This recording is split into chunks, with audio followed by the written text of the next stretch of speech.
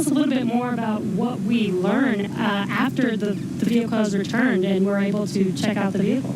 Yeah, so Jessica actually mentioned this earlier, that I talked about how cost is really one benefit of reusability, but reliability is the other benefit. I mean, imagine that you do all this planning to send a rocket up through the rigors of launch and re-entry, but you don't get to see the rocket afterwards. And what we would like to do with reusability, what we've been able to do with Falcon 9, is see the rocket, inspect it, and because of that, we've been able to correlate our models pre-flight to what actually happens when you launch, re-enter, and land a rocket. Right, instead of just guessing what happened to the vehicle after it's left. Exactly. That is amazing. Well, thank you again for joining us today for our second round. Hopefully the weather works with us today in a couple of hours, actually. Let's throw it back to KSC with Marie. All right, actually we have Lauren here. Now today's mission opens up the door to one day allowing the general public to be able to visit places like the moon and Mars. And as you've heard through several interviews today, reusability is a really, really important part of that. Imagine if every time you flew a plane from LA to New York, you threw it away at the end of the flight. That would mean essentially airline travel would be too expensive, costing hundreds of millions of dollars a flight, and almost no one would be able to fly. And so that's what SpaceX is trying to do here with reuse, allowing not just a handful of people to be able to go to space, but tens of thousands and hundreds of thousands of regular folks like you and me to be able to go to space. So, myself, when people like me have a chance to go, I know my dream is to land on Jupiter's moon, Europa. Scientists believe that there is a liquid water ocean underneath the ice and that it has the potential to be habitable. And so I'm super excited to get up close and personal to maybe some space fish. Leland, what about you? Where would you go? Wow, that's a pretty interesting destination. I think I would like to go to Mars. We've studied Mars so much and looked at it, and I think maybe having a Martian base that is dog friendly, bring the pups along, because I think as we explore, we want to take our families, our cultures, our traditions, with us, and flying with Doug and Bob is cool, but having more people, yeah. There's the dogs. The puppers, taking the dogs. Puppers to space. I mean, they're not. They look ready to go. They are ready to go. We just needed maybe some like SpaceX type suits for them, But it's that's what it's all about, exploration. Like the settlers going west, they took everything with them, and they started these new communities and these new traditions. And I think that's what we do with space travel. We start new traditions and communities and bring everyone together as one family, one civilization. Absolutely. We're here for it. And knowing that the opportunity to fly to space as a private citizen is really just right around the corner, we have a new poll question on Twitter for you. If given the opportunity to fly to the moon, now we're talking the moon, would you fly to the South Pole where no one has ever been, or would you go to the Apollo 11 landing site? So those are going to be some interesting answers.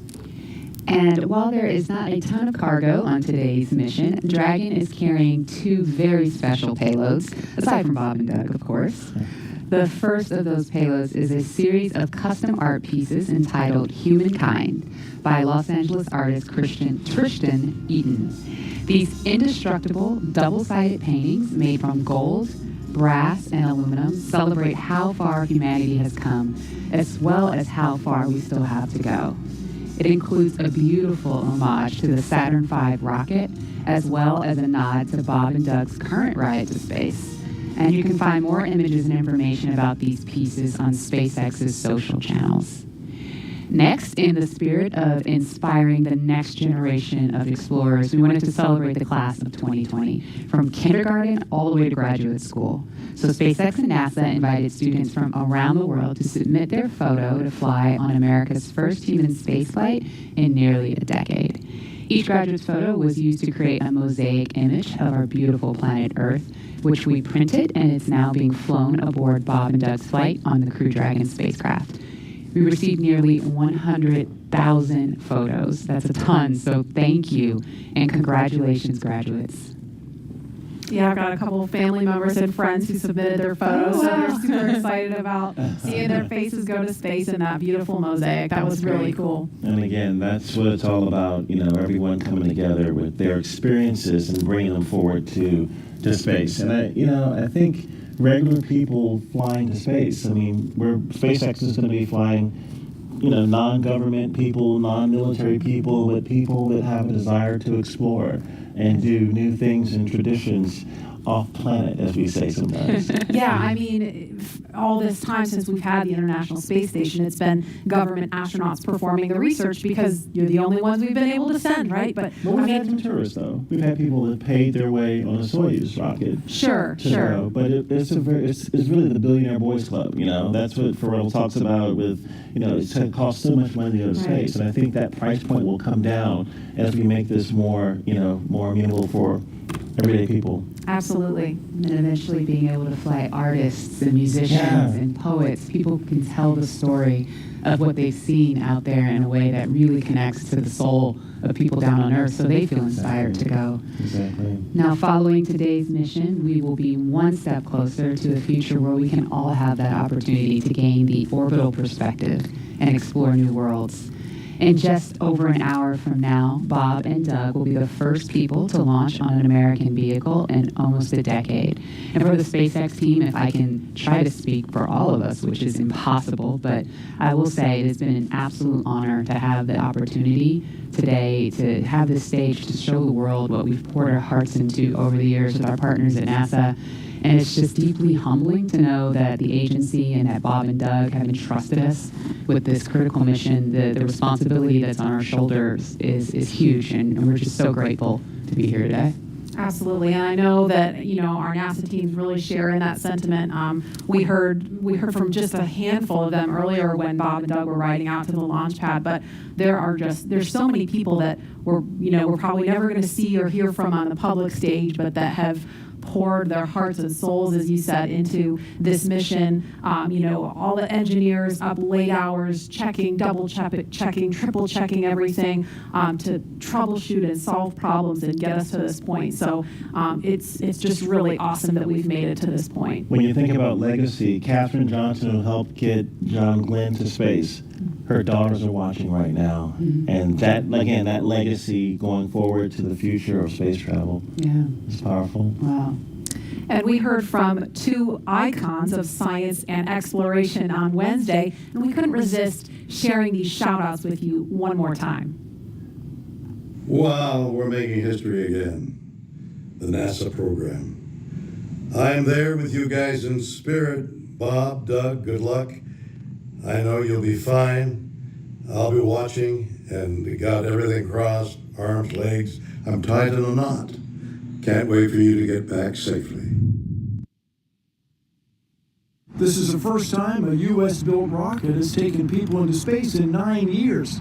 It's quite an accomplishment. So for us at the Planetary Society, more rockets means more exploration. More people in space means more exploration. More countries involved in the endeavor of spaceflight means more exploration. This is how we know the cosmos and our place within it.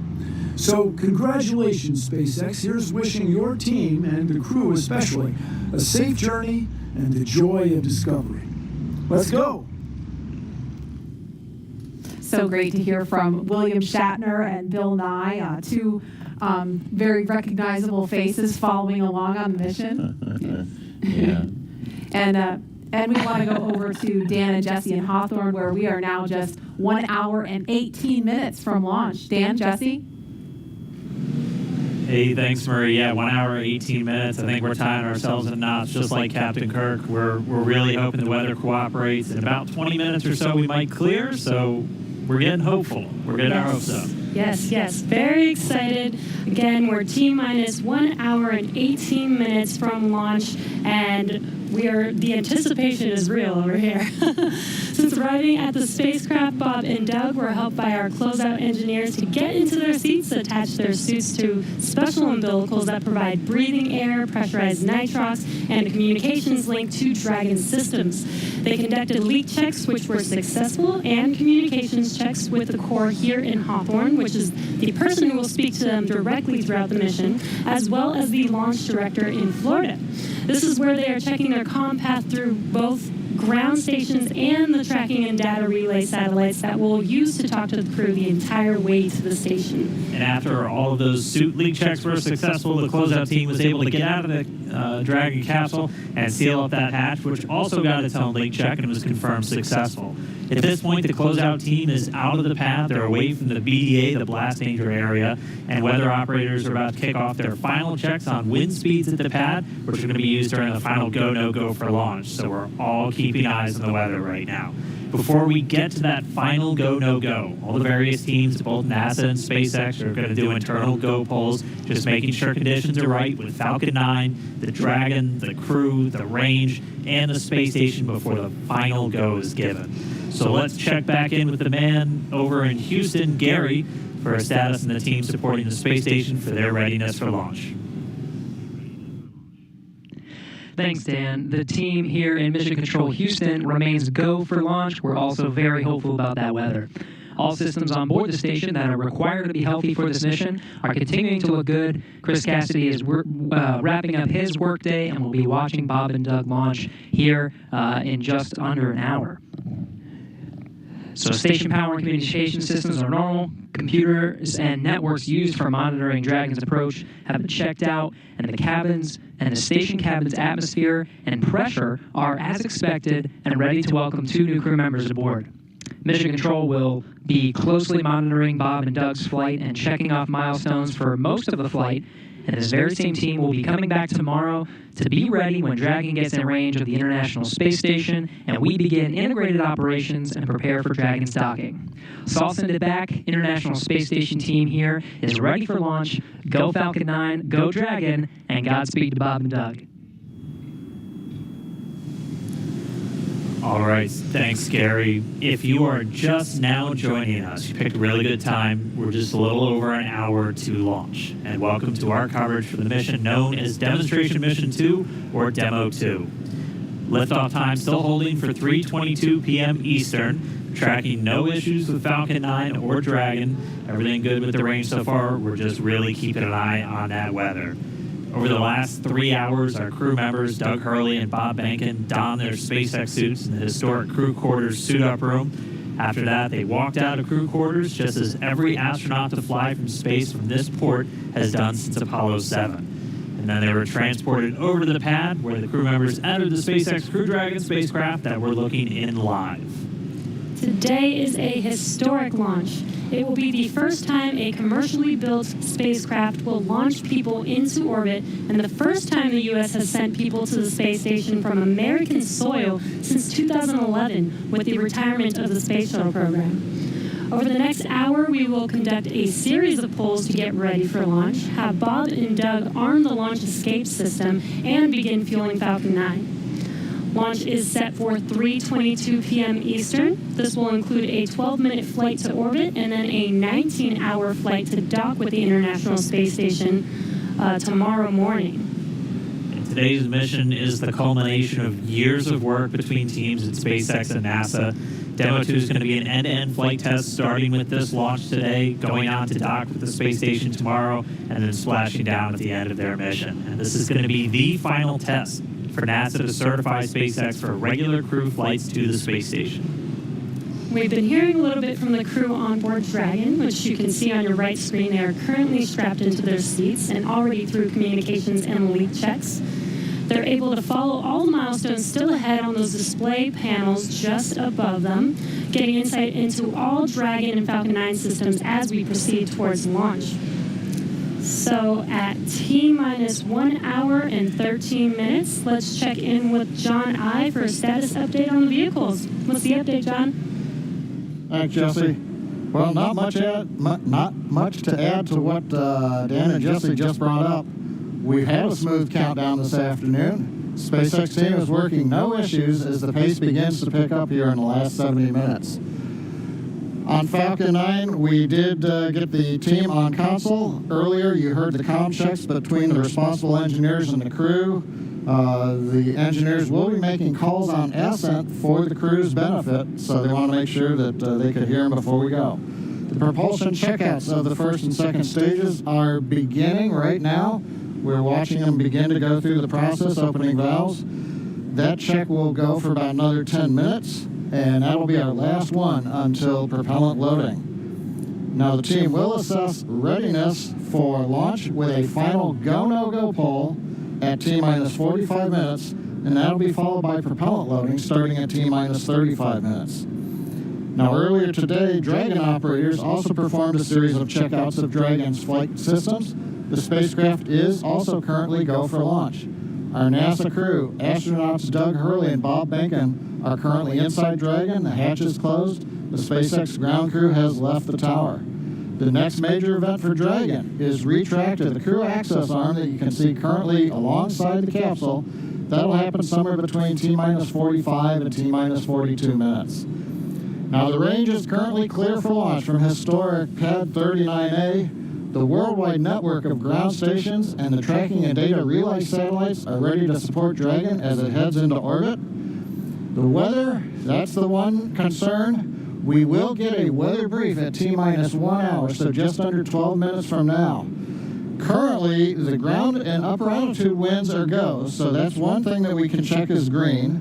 At the current time, we did have some rain earlier that appears to have let up.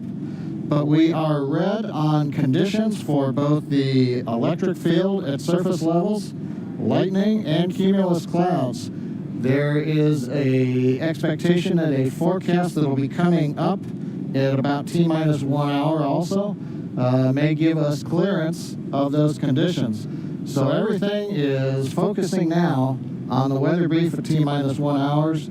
Also, we should hope to hear about the final check on the ascent corridor. That's the weather along the Atlantic seaboard in case Dragon had to abort on the way to space. The conditions there have been marginal, but the expectation that it would be good for launch. But we will get all of that coming up here very shortly prior to entering propellant load.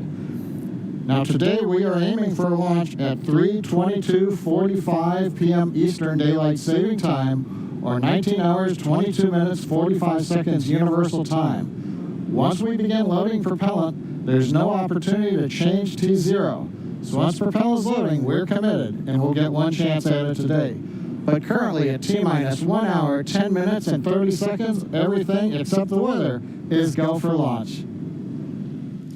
Thanks, John, for that detailed update. We've got an extensive history now of flying Falcon 9 from the Florida coast, and just last year completed a test run of the mission. We're less than an hour from beginning here today. The purpose of that mission was to demonstrate Dragon's capability to safely and reliably fly to and from the International Space Station. The success of Demo 1 was a really exciting moment, paved the way for today's mission to where we are today. And right now we're getting ready to fly U.S. astronauts from U.S. soil for the first time since 2011. Dragon and Falcon 9 together have years of operational experience, or what we refer to as flight heritage. As I mentioned earlier, SpaceX has successfully completed 21 flights of Dragon to and from orbit since 2010, including 20 trips to the International Space Station.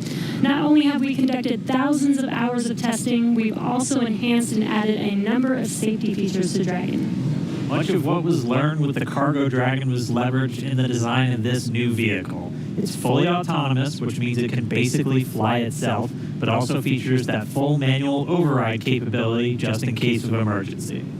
Many of the other enhancements help towards SpaceX's goal of reusability and less refurbishment time between missions. So let's take a closer look at these advancements. Standing at almost 27 feet tall, from the very bottom of the trunk to the very top of the nose cone, Crew Dragon is comprised of two main elements. You have the capsule, which is designed to hold crew and pressurized cargo, and then you have the trunk, which holds unpressurized cargo as well as having a solar array and radiator. And the nose cone at the top of the capsule protects the docking system as well as the guidance navigation control system, or what we call GNC. The nose cone opens for docking and remains attached to the Crew Dragon spacecraft, and that's unlike the previous version of Dragon, and that helps towards our reusability efforts. Completely opposite the nose cone is that trunk. It has attachment points for Falcon 9, the Dragon capsule, and it can hold cargo. On the very outside of the trunk, one half of it contains a radiator that rejects heat from the active thermal control system into space. That's the white part, and that uses SpaceX's new picotiling technology. The other half contains the solar cells used to charge the spacecraft's batteries. And though we only have 2 astronauts on board today, the spacecraft is actually designed to accommodate up to 7 crew members with modular seats that can be removed and replaced by additional cargo. The seats are made of carbon fiber and are custom sized for any crew member flying on board. The control panel centered right between the pilot and the commander seats and has those 3 touchscreen displays that gives the crew insight into Dragon and even the ability to operate the vehicle and fly it manually. And finally, our Super Draco launch escape system is a key safety feature of Crew Dragon, giving the crew the ability to safely escape from the time of launch all the way to orbit. And as we look to the future beyond this test flight, later this year, the first operational crewed mission for NASA will take place. NASA astronauts Mike Hopkins. Try to review your launch commit criteria and indicate readiness at the appropriate time. Set 5469 for propellant load and launch. That's a good sign. That was the launch director. We're getting ready to pull the teams as we move towards that go, no go for propellant loading, which happens at about 45 minutes before launch. But back to our Crew 1 mission, NASA astronauts Mike Hopkins, Victor Glover, and Shannon Walker, and Suichi Noguchi of the Japan Aerospace Exploration Agency, or JAXA, were chosen to support this mission. Again, it's called Crew 1. But today, Doug Hurley is the spacecraft commander for this mission. He previously flew on 2 space shuttle missions as the pilot on STS-127 and STS-135, which was the final space shuttle flight. Here's a closer look at Doug Hurley. Excited? Very excited. Yeah, very excited. You're ready to launch it? Oh yeah, I think we're ready. I think we're certainly ready. Joining the SpaceX Demo 2 test. He is a Marine Corps colonel and test pilot. He was selected as an astronaut in 2000. He piloted Space Shuttle Endeavour and Atlantis for STS-135, the final space shuttle mission. Introducing NASA astronaut Doug Hurley.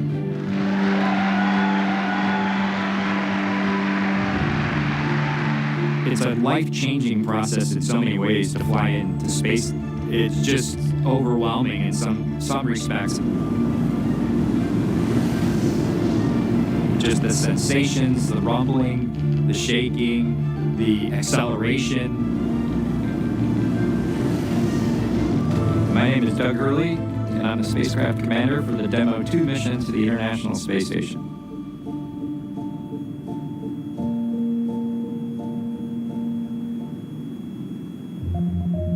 This will be the first time the Dragon had a crew on board, and so there's a myriad of objectives we want to achieve for this mission. What would work on orbit, what might not work on orbit, what would definitely work, to be able to just have the entire integrated team that's going to support us getting to and from space station. It was really neat being part of it. You know, we are the lucky ones that get to fly it, but we certainly not for 1 second take for granted the amount of effort that so many other people had to put into this to make it successful.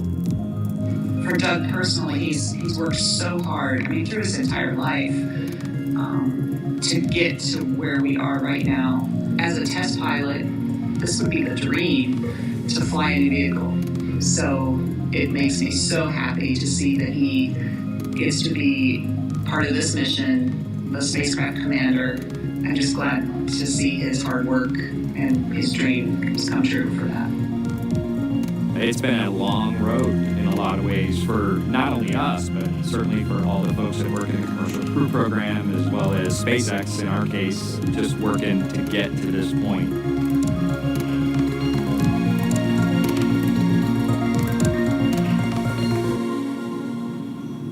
and we're a little over 1 hour, 3.5 minutes away from launch. Now let's learn a little bit more about the man sitting next to Doug Hurley inside Dragon, NASA astronaut Bob Behnken.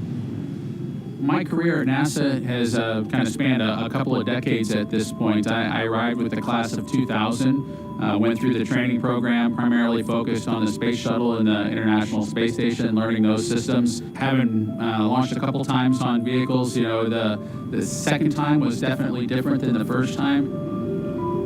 You can feel a little bit guilty of, hey, should I study one more thing, or is there one more piece of information I should get? Am I really prepared or not? So that's definitely different between where I was on my first flight and where I'm at right now. For me personally, as a spouse, watching everything that Bob has put into this over the last 5 years, the dedication that he's shown, the perseverance is pretty special. For both of us, though, the way our minds work, it won't be until sort of the mission is complete that you have really a chance to savor it and celebrate it. This is a huge accomplishment for an Air Force flight test engineer to be part of the demonstration mission of a brand new vehicle. It's going to be amazing.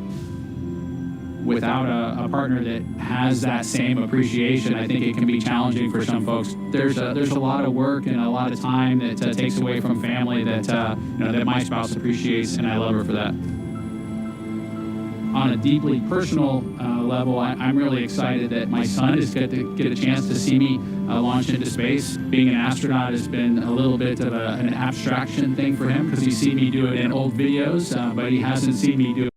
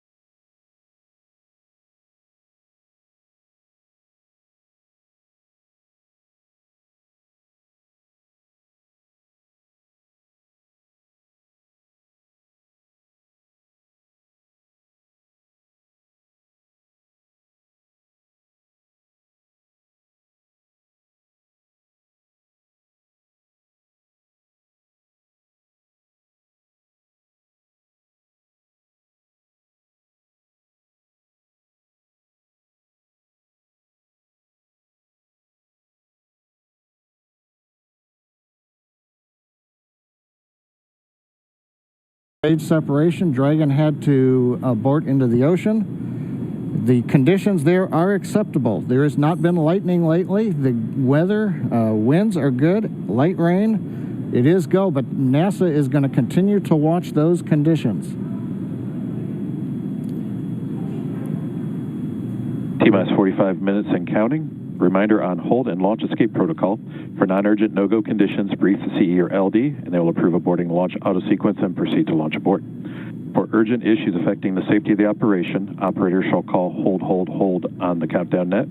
Launch control will immediately abort the launch auto sequence and proceed to the launch abort auto sequence. Operators shall also advise launch director whether structural break or fire is imminent or occurring per Dragon manual escape flight rules. A reminder on fire alarm instructions. In the event of a fire alarm, key operators previously briefed will remain at their post while the alarm is evaluated. In the event that personal safety is threatened, evacuate to the south-facing emergency exit, which leads directly outside. At this time, weather is go for launch.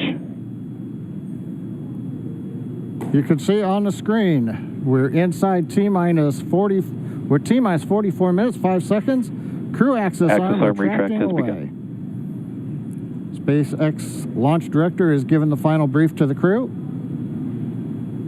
And we will be beginning propellant loading at T-minus 35 minutes. So right now on Falcon 9, we're ready to get into propellant loading. Dragon, crew, getting configured, set up. The arm is pulling away. The range is go for launch. They continue to monitor the air and the sea space. Everything looks good. And we finally have gotten green across the board on the weather conditions, but we can't take a deep breath quite yet. We're going to have to watch the weather all the way down to T0, both here at Kennedy Space Center and out in the Atlantic in the abort zones. Now, earlier we saw many of you following the launch from the United States on our hotspot map. Now that we're inside an hour, we're seeing large numbers of folks logging on, tuning in from coast to coast and around the world. So we'd like to know, is this your first time watching a launch live, not counting Wednesday? And if not, how many have you seen before? Tell us using the hashtag LaunchAmerica from your favorite social media platform. And with that, at T-minus 42 minutes, 50 seconds, conditions are go, and we are counting down for an on-time launch. Let's send it back over to Kennedy Space Center as the action begins to pick up on the pad. Dragon, SpaceX, you are go for Section 7, close visors and arm launch escape system. We will put Section 7 in work, visors come and close.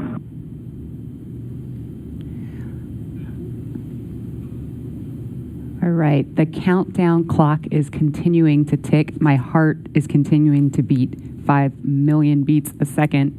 And we are getting so close. SpaceX Dragon in 7.2. Visors are closed. We're arming launch escape system. Copy. And as you just heard, the crew is arming the launch escape system. That is one of the absolute last big milestones prior to liftoff, other than nominal Falcon operations.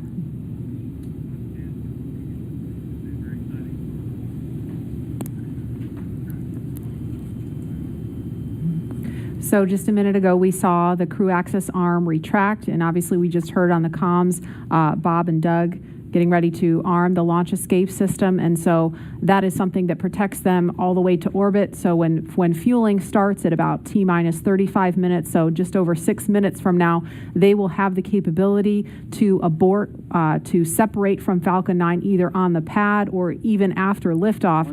That's a critical safety capability. And we are going to go over to Hawthorne now to take us through these next minutes. Jesse? Section switch into nitrogen. And we did hear that call out that they are arming the launch escape system, so very exciting. SpaceX has designed Crew Dragon and Falcon 9 to be the safest launch system ever flown. So we brought back Nick Picone, SpaceX's Nick Picone, to talk more about this again. Thanks for coming back and joining us today, Nick. Hey, Jesse. Happy to be here. Still monitoring the launch here with our recovery and ground operations teams.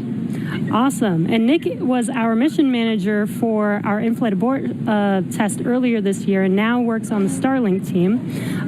Nick, on Wednesday, you talked about the launch escape system. Could you just give us a brief summary today for those that are joining today? Sure. So the launch escape system, again, is our ultimate safety feature to keep Bob and Doug safe in the event of a major Falcon anomaly on the pad.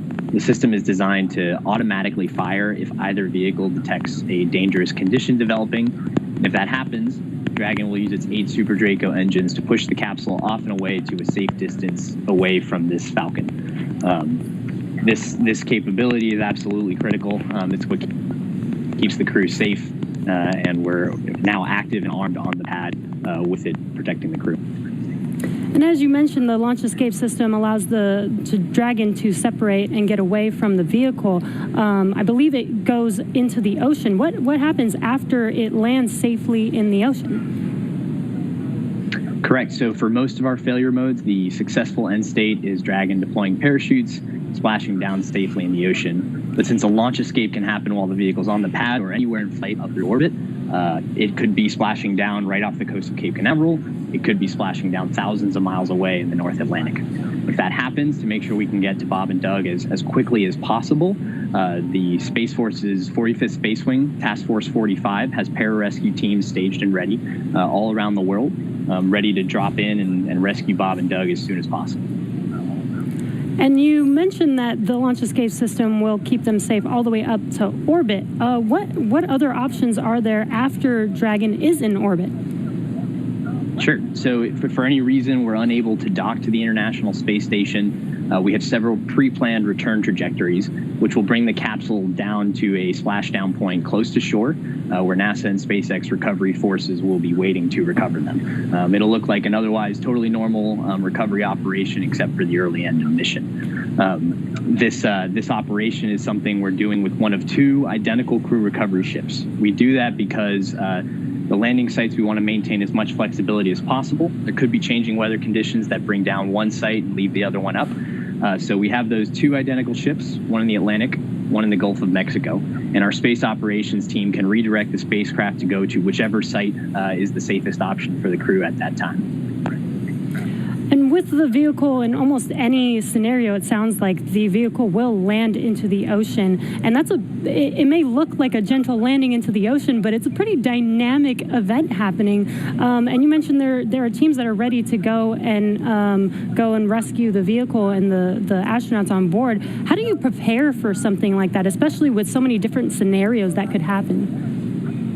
Sure. So we're lucky to have had about a decade of recovery experience with Cargo Dragon 1 in our previous trips to the International Space Station. That, along with our booster recovery missions, we've got a great team of recovery operators here who have a lot of offshore experience with our spacecraft.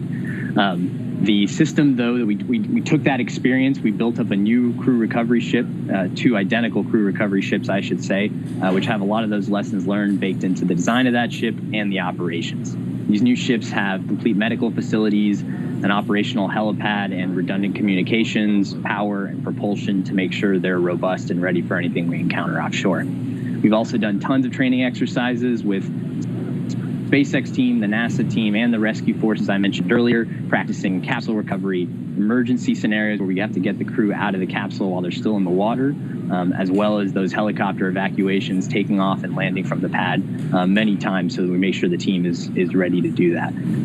They're all staged and ready. They feel ready to support, and we'll be ready to call on us if anything goes wrong today. Awesome. It sounds like Bob and Doug are in some really good hands and will be safe no matter what occurs on the vehicle. So thank you, Nick, for joining us again, for walking us through all of those details. I hope you're just as excited as we are for our launch coming up here very, very shortly now. So we're going to send it over to KSC to Lauren. Thank you, Jesse. So as you just heard, fueling is about to begin at T-minus 35 minutes. We are about 50 seconds away from that. And so we're getting really, really close to the first launch of astronauts into orbit from American soil since 2011. The launch escape system is armed, which, as you know, happens before fueling. And Dragon propellant load, that's the propellants that are inside of the Dragon capsule, not the rocket. Prop load for Dragon took place weeks ago and just a few miles down the road in what we call Dragonland. And those propellants, they are MMH, or monomethyl hydrazine, which is the fuel that we use. It's hypergolic fuel. And NTO, or nitrogen tetroxide, that's the oxidizer. Those two come together and they ignite in space to propel the vehicle. You don't need that TTEB or a third thing to ignite, because hypergolic propellants don't require it. You just need the fuel and the oxidizer. And as you just heard, propellant load has started on Falcon 9, and that's awesome. All right, so that bipropellant system feeds all of the engines on Dragon. So Dragon has 12 service section engines in each. So there's 3 in each quad, 3, 3, 3, and 3. Those are used for on-orbit maneuvering for Dragon. There's also 4 additional Dracos that are underneath the nose cone for large Delta V maneuvers that the vehicle will perform. But the engines that Nick Picone was talking about earlier are Super Draco engines. We have 2 in each quad of the vehicle, so 8 total. And those are bigger engines with a high flow propellant system, and those are what lift Dragon off of Falcon 9 in the unlikely event of emergency that requires us to get off of Dragon, off of Falcon. Now, you probably remember, let's see, a Mercury, Apollo, Soyuz, they have that big pointy tower on top. That's the launch escape system for those vehicles. It is actually just another rocket on top of the spaceship that lifts the vehicle off. In the case of Dragon, our escape system is integrated into the vehicle completely. And so that's just better from one less thing you have to jettison every single flight. But it also allows us to have escape capability from the pad before T0 all the way through to orbit. And so even if the very last minute, if we needed to get off of stage 2 while we're in space, we could actually escape to orbit. So yeah, that's the escape system for little baby Dragon here. Thanks, Lauren, and thanks for walking us through that, because I think it's really important that people understand that critical safety capability, and that's the whole point when we hear that launch escape system is armed. What that means is that in an instant, they can separate from Falcon 9, shoot up into the air, and they can splash down safely in the Atlantic Ocean under Dragon's parachutes. And it was designed to do that. So now that fueling is underway, it's been going on for about 2 minutes now. So they have that safety capability ready to go on standby in an instant if they need it. And so we want to go over to Hawthorne now for an operational update from John Innsbrucker. John? Fuel and stage 2 fuel, all flow rates tracking nominally.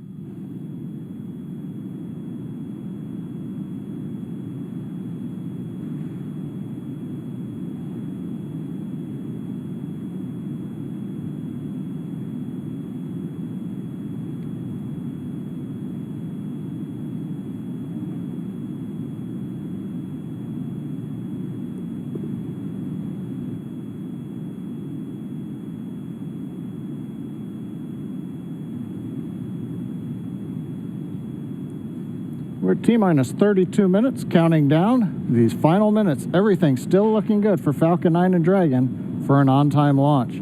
Falcon 9 did begin propellant load at T-minus 35 minutes at planned. Now on the Falcon 9, we use a fuel and oxidizer as the propellants that power it. The fuel is commonly known as RP1. That's rocket propellant grade 1 kerosene. The oxidizer is densified liquid oxygen, also called LOX.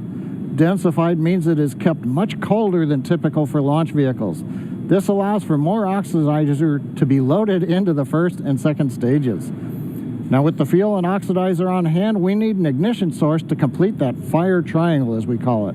For this, Falcon 9 uses a fluid called TTEB. It ignites in the presence of oxygen and gives off a green-colored flame. Now it's hard to see on the first stage ignition due to the water that'll be spraying on the pad, but you might just see the green flare as the second stage engine ignites following stage separation over 2.5 minutes into flight. Now currently first stage fuel tank is about 10% full. The first stage, as a reminder, as you look on the left side of your screens, The first stage is the long white cylinder at the bottom, topped off by the black cylinder. So over 2/3 of the rocket is that first stage. So the fuel tank is getting loaded. We're also loading the liquid oxygen into the first stage also.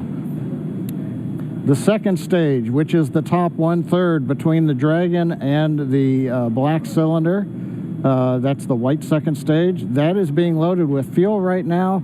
That's about 8% loaded at this moment. Liquid oxygen loading is going to begin on second stage at T-minus 16 minutes 30 seconds.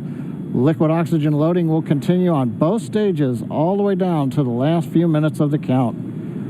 We're also loading helium into pressure vessels on the stages. That's used to pressurize tanks in flight as the propellant is pulled out by the strong Merlin turbopumps. On board the Dragon spacecraft, astronauts are monitoring systems while the propellant is loaded into Falcon 9. While we mentioned we had trained them with sounds that we had recorded on board. They've been through most of a propellant load, and they are now experiencing those sounds and vibrations. Stage 1, cryo helium load continues to started. report no problems. They are go to support launch. Weather, the last of the red conditions cleared up about 15 minutes ago. Everything is marginal but acceptable on the weather. We'll continue to watch all the way through the countdown. Now, as a reminder, today we are now into an instantaneous launch window now that we've begun propellant loading. So at this point, if we hear a hold for any reason, we'll have to stand down and target our backup launch opportunity tomorrow, May 31st. Thanks, John. For Demo 2, Bob and Doug's flight to station will take about 19 hours, and their journey is fairly similar to the trip our Cargo Dragon makes back and forth to the International Space Station, but with two noticeable differences, and that's docking and splashdown. And as we await T-minus 0 in just under 29 minutes from now, the ground operations teams are doing a series of system checks to make sure Dragon and Falcon 9 are both ready for liftoff. And we're continuing to get live views inside the capsule with Bob and Doug, and you're now also looking in firing room 4 down there at the Cape. Once we hit T0 and a successful launch occurs, we will watch Falcon 9 and Dragon make their ascent until the Falcon 9 first and second stage separates and sends Dragon on its way to the space station. And at this point, mission operators will prepare Dragon for on-orbit operations, where the vehicle will execute a series of burns that gradually raise its orbit to align more closely with the space station, as you can see in this animation. And just after putting Dragon into the same orbital plane as the station, the teams will get ready for Dragon's approach and docking maneuvers. The next Dragon will make its approach and actually dock with the space station. And this is a very different process from what we've seen with Dragon cargo deliveries in the past, which use a process called berthing. Berthing requires a spacecraft to approach the station and then stop so a crew member can maneuver the station's robotic arm to capture the spacecraft. Docking on this version of Dragon can be done autonomously with no crew on board the station. It's typically a faster process, both when arriving and leaving, but it does still require pinpoint accuracy to approach safely. Once captured, a spacecraft then gets attached to a common berthing mechanism, the same type of port that we use to connect each of the modules on the station together. It's a little bit slower of a process, but the hatches are significantly larger than the docking ports, which makes them perfect for bringing up those really big cargo items. Dragon will spend up to 120 days docked before preparing to return home. Following successful completion of Dragon's test objectives and cargo loading operations, the crew will close the cabin, perform final system checks, and configure the vehicle for undocking. Once the automated undocking sequence is complete, Dragon will complete 2 departure burns using its Draco engines, pushing it away from the space station.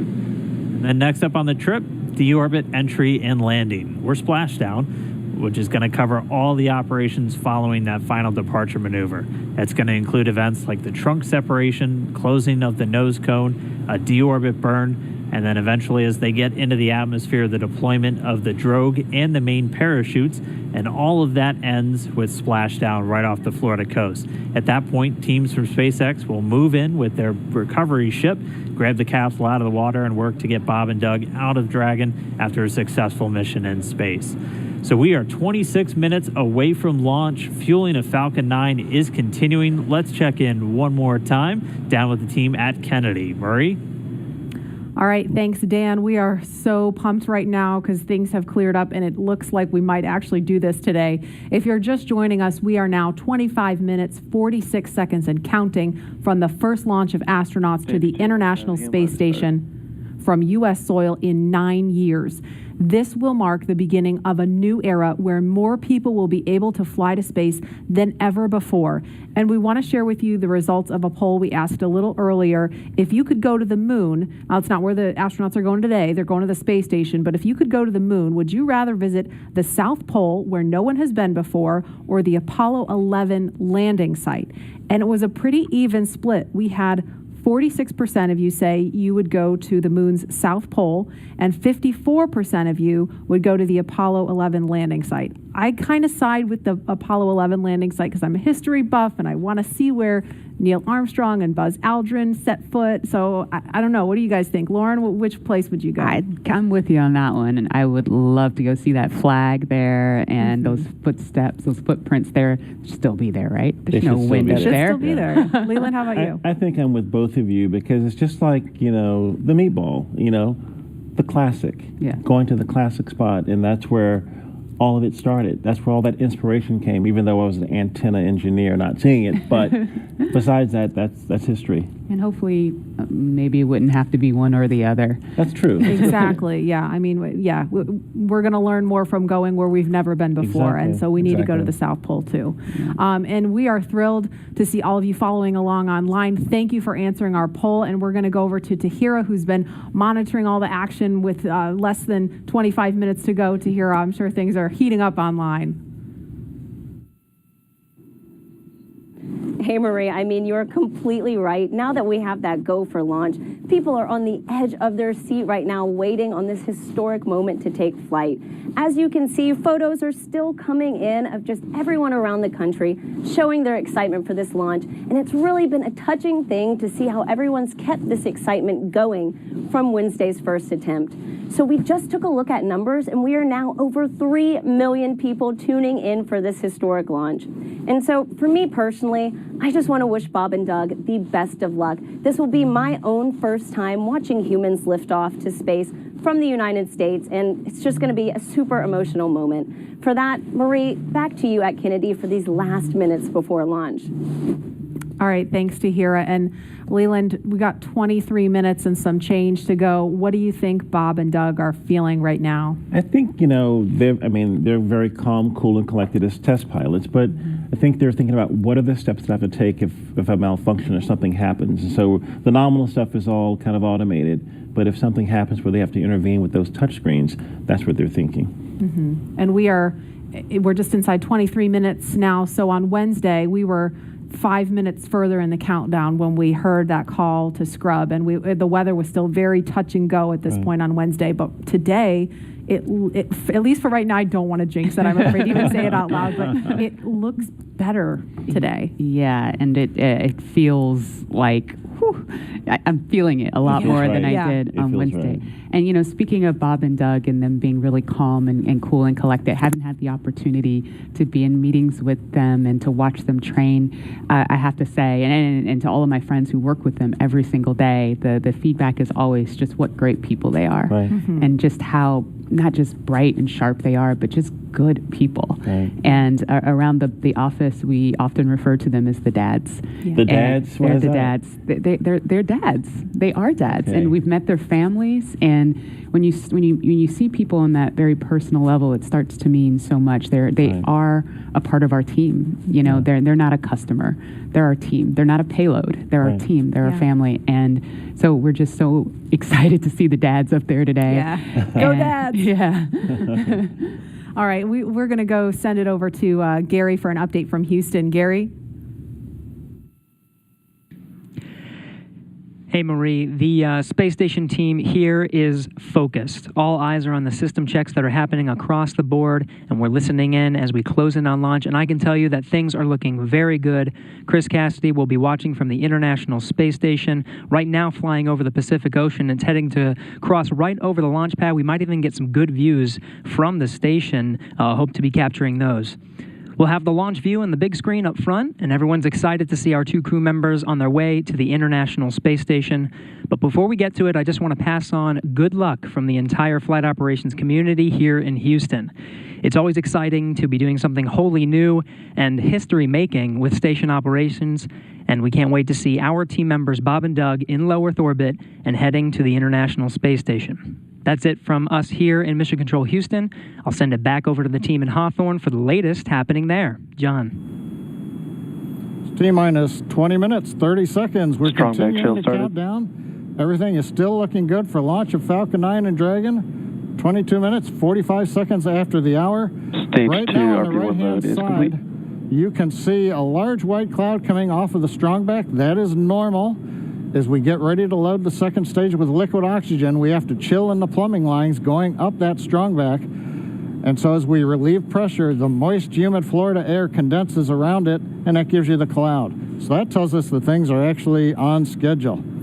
We did begin propellant load at T-minus 35 minutes. Fuel loading on the second stage, I believe we just heard the call out that it is complete. First stage fuel load is continuing, and right now that's a little more than, that's about 60% of the way full. So things are looking good. Second stage is getting ready to begin the liquid oxygen loading. After they finish chilling in the lines that you see on the monitor, they'll begin the load at T-minus 16 minutes and 30 seconds. The range right now is go, ready to support. Weather continues to be go. As we inch our way closer, we're keeping our fingers crossed. We're waiting to hear if anybody calls out an issue, but for the moment, as you can see on the screen, it looks good. Now, on the Dragon side, the Dragon mission director and the team there are reporting no issues. They've done their communications checkouts. The crew access arm, as you can see, is retracted away from the spacecraft.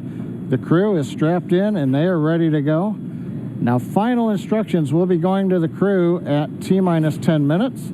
The crew displays will be configured for launch, and that setup will give astronauts Bob Behnken and Doug Hurley insight into how the launch is proceeding and provides constant updates on vehicle health.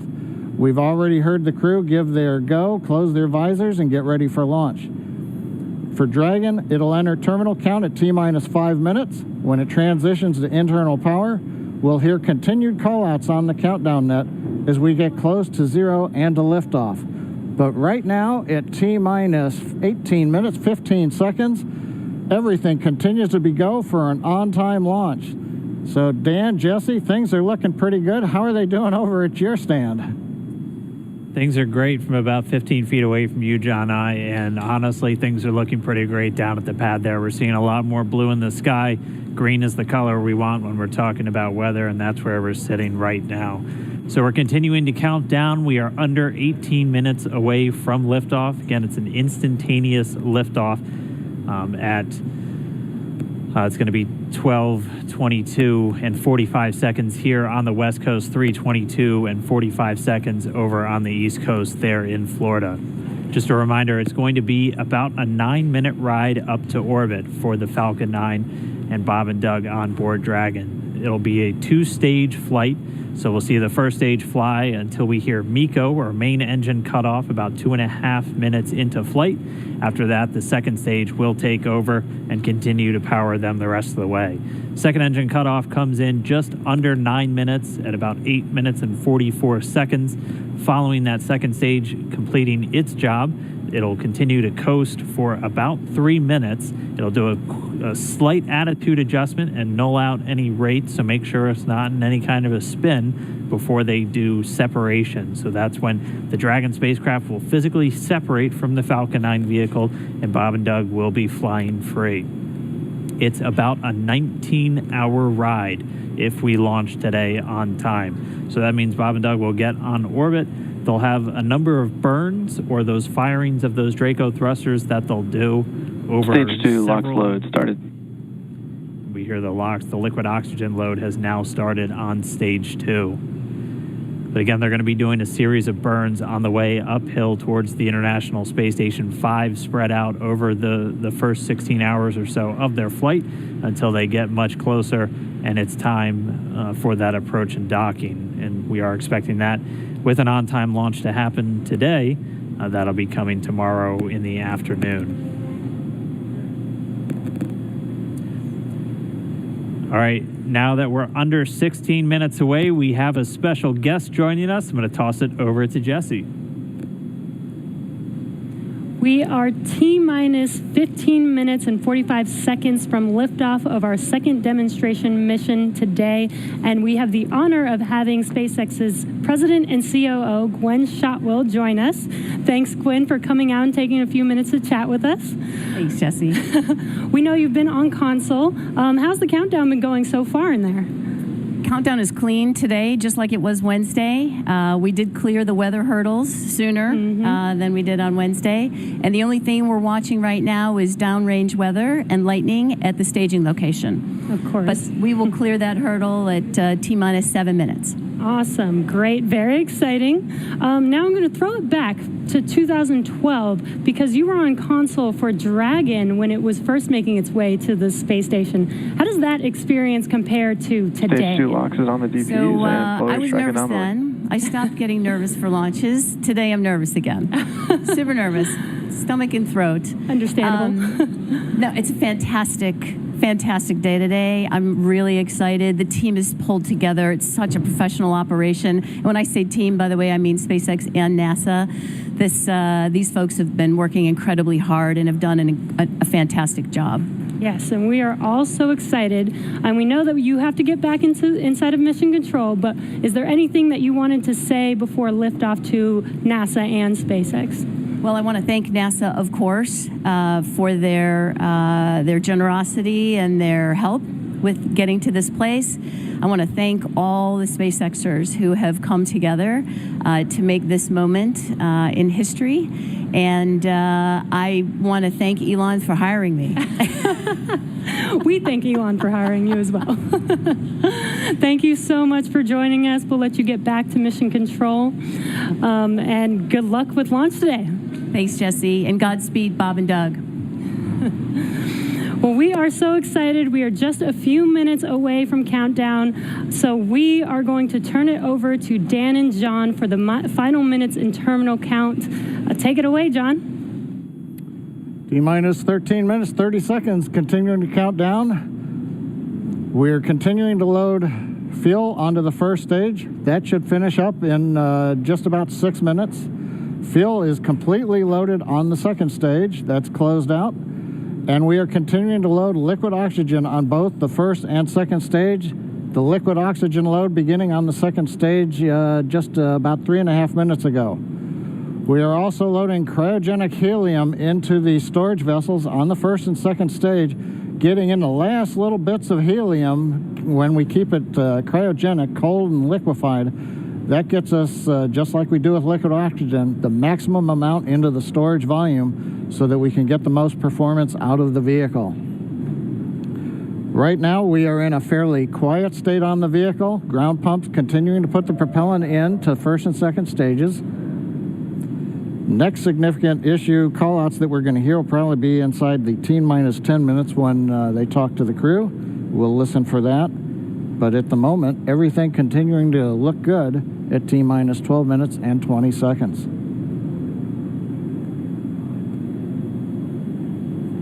We're getting real close now, John. It's only a little over 12 minutes away. Just a reminder for everybody, it's about a 9-minute ride uphill. We'll have some dueling boxes going on as that first stage is going to be coming home while the second stage is carrying Bob and Doug into orbit. But obviously, we'll be keeping an eye on our astronauts the whole way uphill. Some of the calls that you'll be hearing, as there will be what we call performance calls over the Dragon to ground the entire way uphill. And you'll just hear some of the SpaceX engineers calling out trajectories and booster performance. So we're always looking for that word nominal. I know that's one of John's favorite words. That's one of mine too. We want to hear nominal as much as possible up on the way uphill. You might also hear some number and letter combinations, and those correspond to the different abort zones that Bob and Doug are in during their flight uphill. There's 1A and 1B, which signify that they're on the first stage. Those carry them from there in the Cape all the way up to about the very top of North Carolina. And then we'll have 2A through 2E or 2 Echo, and that will be on the second stage, and that goes from North Carolina all the way up to about the tip of Newfoundland, so in the northern Atlantic. And then there is a zone of the northern Atlantic that we're going to avoid, and so you should hear the call out be something similar to forward to Shannon, and that just refers to Shannon, Ireland, which they'll be going off the coast of Ireland at the later stages of the second stage if they have to abort. So just prepping you now for some of those calls. You're hopefully going to hear that word nominal a whole lot on the way uphill. 10.5 minutes. Things are pretty quiet. As John I said, it'll pick up right at about 10 minutes. We'll wait for the crew just to confirm that their displays are in order. The crew is already strapped in and reported that they are go for launch. And we'll continue to watch the fuel gauges tick up on the Falcon 9 vehicle until fueling cuts off at just about 2 minutes prior to launch. Dragon, SpaceX confirmed displays are configured for launch. SpaceX Dragon displays are configured for launch. Copy. Bob, Doug, on behalf of the entire SpaceX team, it's been a huge honor to help you get ready for today's historic mission. Know that we're with you. Have an amazing flight and enjoy those views of our beautiful planet.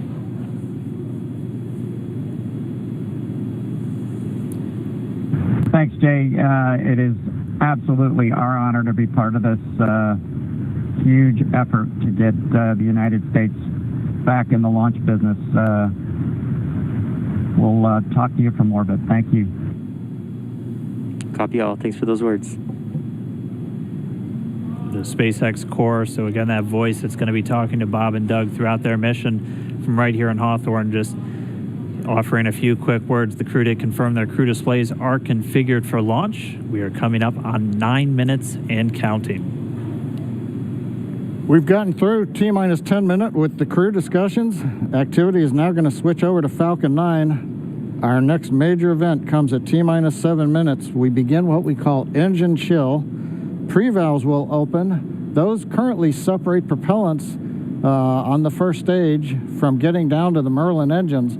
We'll open the pre-valves. That allowed fuel liquid oxygen to flow to the top of the pumps. And more importantly, when we open the valves, that'll allow us to begin chilling the 9 Merlin 1D turbopumps on the first stage engine. It'll take a few minutes to get them cold enough to where they would then be ready to pass the large amounts of liquid oxygen through the pumps and into the main thrust chambers when we get to engine ignition at T-minus 2 seconds. We don't want to try to run highly chilled liquid oxygen through a warm pump. You would flash that into gas, and running gas through a high-speed pump is not a good thing. So right now, we are waiting for T-minus 7 minutes. That'll start the engine chill. Shortly after that, we will also get the fuel shutdown.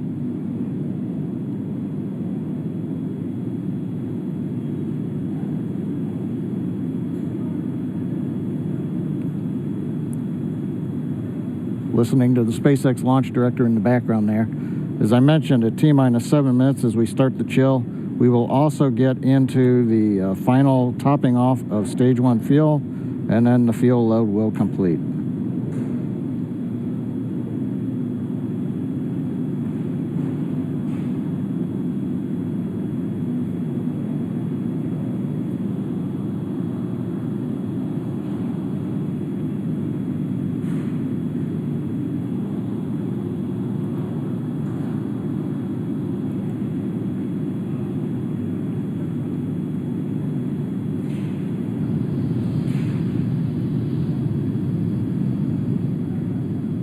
Stage 1 and Stage 2 engine chill has started.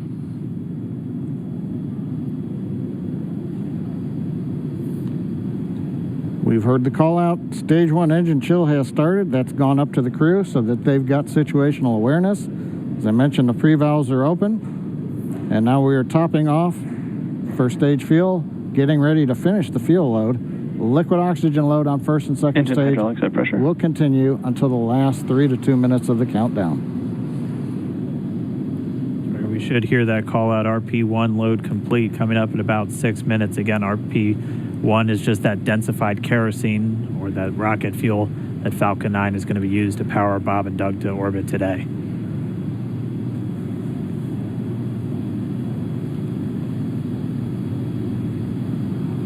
And stage 1 fuel is closed out.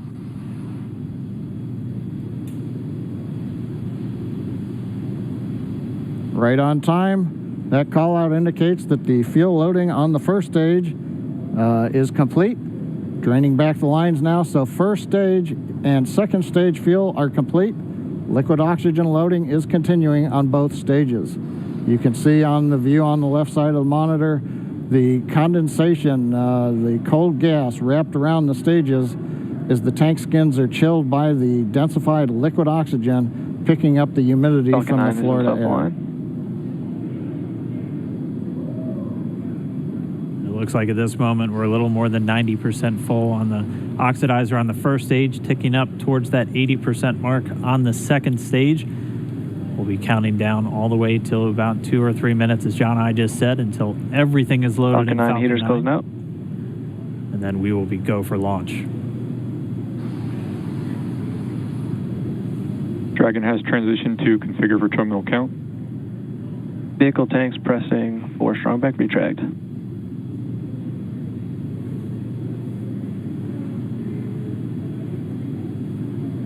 We're pressurizing the Falcon 9 tanks. We're going to open the clamp arm around the second stage and begin to retract the strongback. We'll move back about 2 degrees. That'll get us to the liftoff position. At liftoff, the strongback will then recline about 45 degrees away. Started. Stage 2, RP1 bleed. Launch director called out the strongback retract has started. On the left, you'll see it go back just a couple of degrees. Stage 1, RP1 bleed.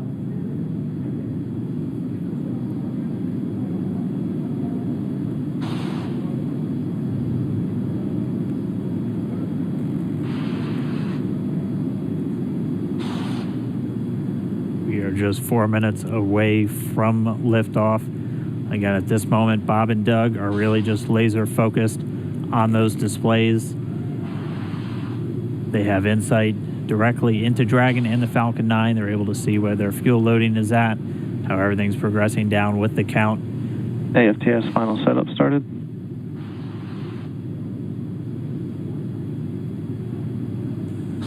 Three and a half minutes from launch. And the strongback is now reclining away from the Falcon 9.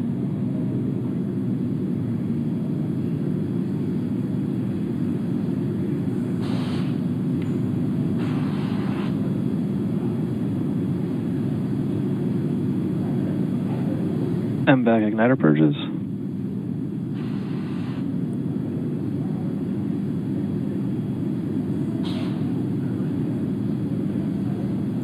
I'll go bleed. Dragon has transitioned to terminal count and is on internal power. Stage 1, LOX load closed out. Okay, we're at T-minus 2 minutes, 42 seconds. Stage 1 LOX load is closed out. Stage 2 will continue to load for about another half a minute or so. Once we get the completion of Stage 2 LOX loading, we have to vent down the line, so you'll see another large white cloud coming off of the strongback. That'll be normal. That'll happen around transitioning to T-minus internal power. 1 minute and 40 seconds. We're going on internal power now.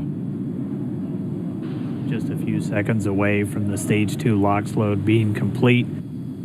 It's been almost 9 years since we've been in this position. A lot of work done by thousands of people to get to this point. All our eyes focused on 2 now.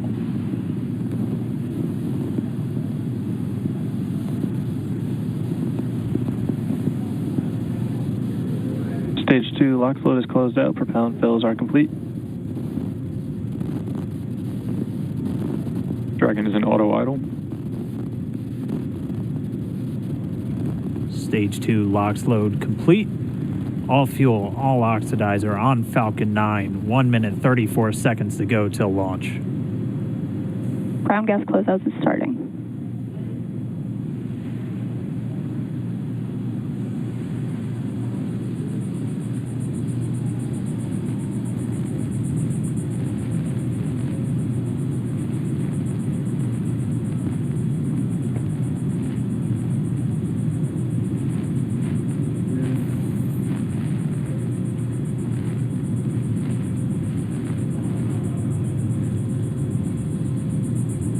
Falcon 9 is in startup. Dragon is in countdown. FTS is armed for launch. Under a minute now, the FTS, the flight termination system, has been armed. Dragon, SpaceX, go for launch. SpaceX Dragon, we're go for launch. Let's light this candle.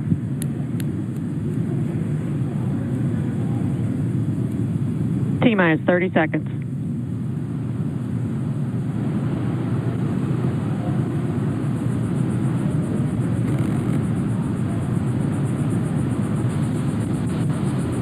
Stage 1 tanks pressing for flight.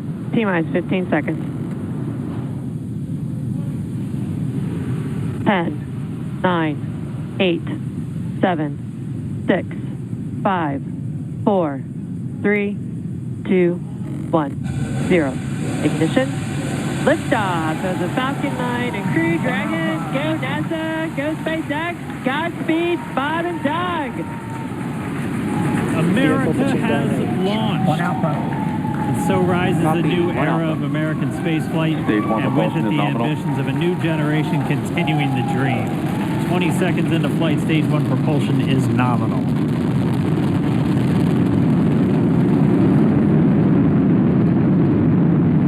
Plus 30 seconds into this historic mission. Flying crew on board Dragon and Falcon 9, and look at them go.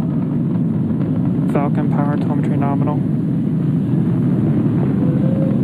M1D throttle down. We're throttling down to get ready for the period of maximum dynamic pressure. We're in the throttle bucket. Reports say all systems are go. Vehicle is supersonic. We've exceeded Mach 1 on the Falcon 9.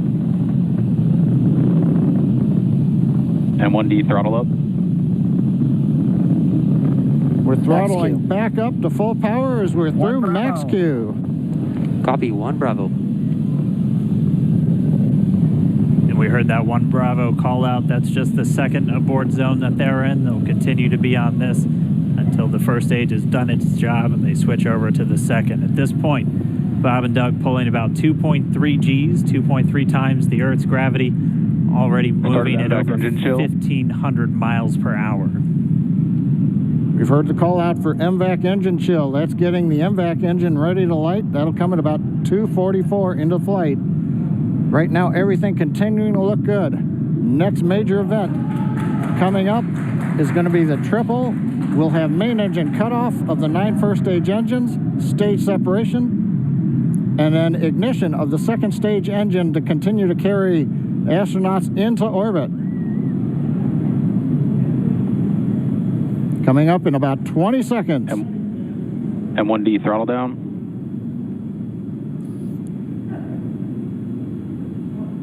We heard we're throttling down the Merlin engines on the first stage.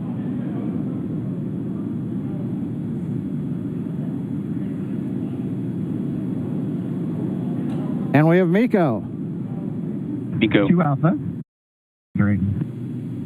Continuing to check in with Bob and Doug as they are on a nominal trajectory. Just about 10 seconds away from that first stage, starting that entry burn on your right screen. We should be able to see that view live. Stage 1 entry burn startup.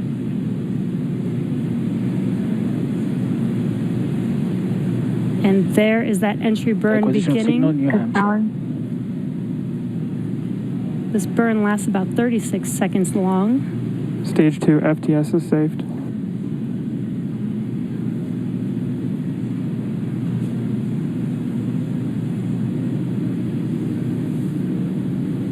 that entry burn continues. We're just about a minute away from SECO. We'll have a number of events all happen in rapid succession. It'll be the second engine cutoff. Stage 1 we'll be looking burn for that stage 1 landing burn shortly after. Yeah, actually just within a few seconds of each other. It's such a cool view on your left screen, seeing Bob and Doug on Dragon. Right now you can see the displays that they are seeing right now themselves. Terminal guidance. MVAC throttle step. We are coming up 25 seconds or so away from SECO, or second engine cutoff. This is also the point where Bob and Doug are experiencing their highest G-force. We're seeing the counter tick up to right about 1.8. Copy, Shannon. You heard Shannon, so that just means they're in their final abort zones. If they were to abort at this point, it would either be an abort to orbit or to land off the coast of Ireland. Standing by for second Stage 1 landing cutoff startup. confirmation. MVAC throttle step. MVAC shutdown. Stage 1 landing layer. Confirmation of SECO's second engine cutoff. Now we are waiting for our first stage to make its way to our drone ship. Of course, I still love Dragon you. SpaceX nominal orbital insertion. Launch escape confirmation system is nominal disarmed. orbital insertion. Nominal orbital Stage 1 landing leg insertion. deploy. And what you're seeing on your screen is a live view of our drone ship, where our first stage will be coming down. Looks like we lost that live view, but we'll wait for confirmation of that landing shortly here. Falcon 9 first stage successfully landed. And there you can see on your screen, Falcon 9 has landed. This is the first Falcon 9 to carry humans to orbit, so very exciting for us. And as you can see on your right screen, Bob and Doug are still making their way to their targeted orbit.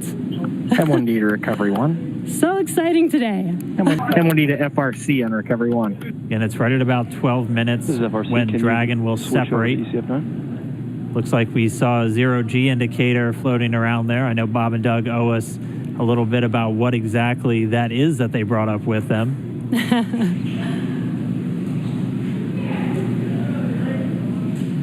And before separation, before Dragon initiates separation from the second stage, they do make sure to they do ensure that the vehicle is not spinning and it is in good condition before we separate.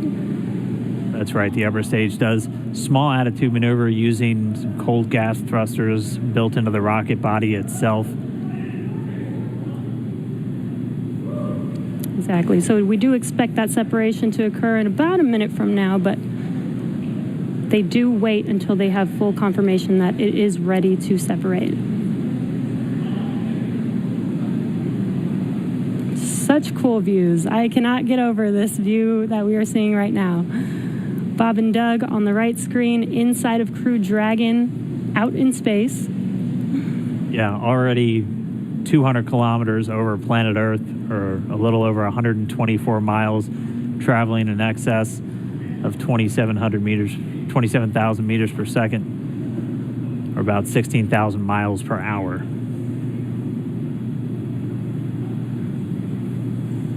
So again, we're just standing by. That separation event should be coming up shortly. Then they'll begin a series of checks on the Draco thrusters that are going to be used to maneuver and then power Dragon on its flight to the International Space Station. Standing by for separation. Expected loss of signal, wallops. It sounds like we had an expected LOS loss of signal with one of the ground stations. Waiting for confirmation now of that. Dragon separation confirmed. Dragon separation confirmed. There is a great view right in front of you of Dragon separating. Separation confirmed. And there's that call out. Dragon is now officially making its way to the International Space Station today. Dragon SpaceX, with that separation call, we have a few words for you from our Falcon 9 team. Standing by. Dragon, Chief Engineer on Dragon to Ground. Bob Doug, on behalf of the entire launch team, thanks for flying with Falcon 9 today. We hope you enjoyed the ride and wish you a great mission. Thanks, Bala. Congratulations to you and the F9 team for the first human ride for Falcon 9. And it was incredible. Appreciate all the hard work, and thanks for the great ride to space. Copy all. Oh, and Mike, proud of you guys and the rest of the team. Thank you so much for what you've done for us today, putting America back into low Earth orbit from the Florida coast. Copy all. Good luck. Godspeed.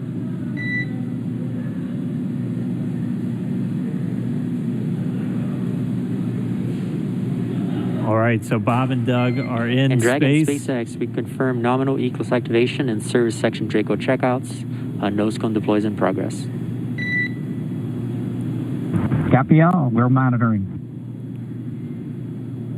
The Corps here in Hawthorne giving the crew a heads up that we have confirmation the nose cone is deploying. So again, that nose cone is going to open up a little bit more than 90 degrees, goes up to about, I think, 105 degrees, and that's going to expose the actual docking ring and the hatch that they're going to be going through once they attach to the International Space Station, and also 4 of those Draco thrusters, we call them the forward bulkhead thrusters, that are going to be used for these major phase burns or firings of those thrusters to actually raise their orbit gradually over the coming hours.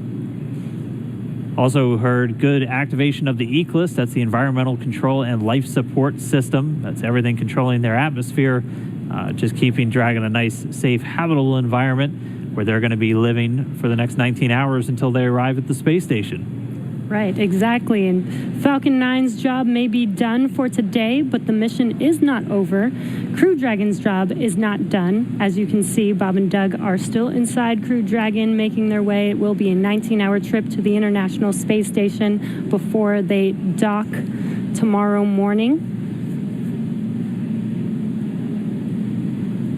And such cool views. I love that we can get these live views here and see and watch what they're doing now that they are in orbit. Yeah, it's incredible to just be looking over their shoulder, to be along for the ride. And we're going to be with them, and we're going to be with all of you the entire way for their journey to the space station. We're going to be covering live throughout. Bob and Doug will obviously have a sleep period where they'll get about 8 hours of sleep a little bit later today before they wake up for all of their final approach. One of the major things we are looking forward to in the next couple of hours is going to be their first turn at the controls.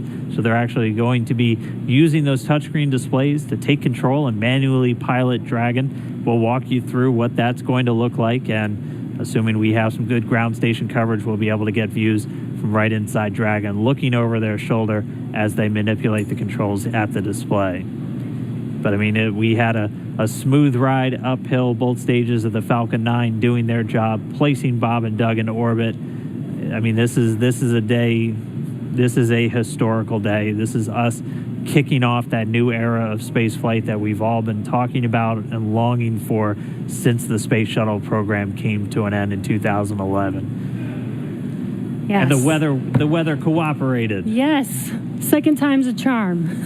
Right. All right, so day for the history books.